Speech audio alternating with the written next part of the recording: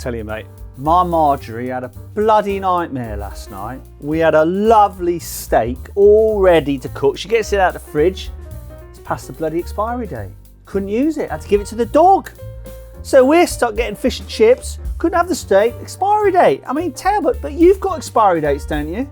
We have expiry dates in the options market and in the futures market. What? So what? Do they go off after a certain time? Pretty much, yeah. All derivatives have a specific lifespan, and then they expire. And then there's these big expiries, quarterly expiries, which are March, June, September, and December. Well, so you know when it's coming, just like we did with our steak. Third Friday of every big month, those 4 months, is when you get a really huge volume expiry, and these are pretty important things. So what happens then? So I've got to eat my steak, obviously, before the, I think you guys call it expiration date. Expiration date, that's right. So I've got to eat my steak before the expiry date. What have you guys got to do before the expiry date in your world? Normally people will roll their positions, which means they take them from, let's say, that March expiry, and they'll replant them into maybe June or September. So they'll roll them forward, these contracts, to keep the exposures going. So that means there's a load of activity going on every 4 months. A load of activity, yeah, every 3 months. You've got 4 times 3 is 12. You're good at maths, you are. Aren't I? So does that affect prices then? Does that do anything? It can. Well, what can happen into these big expires, we often can see big moves in the market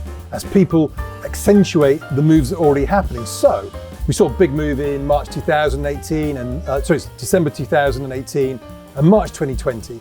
The expiries themselves don't cause direction, but they can exacerbate moves. And given how big options and structured products are, coming into that March 15th expiry, people will be watching very closely what's going on. So you've got to keep an eye on your expiry dates, just like I do with my steak? Absolutely. Oh.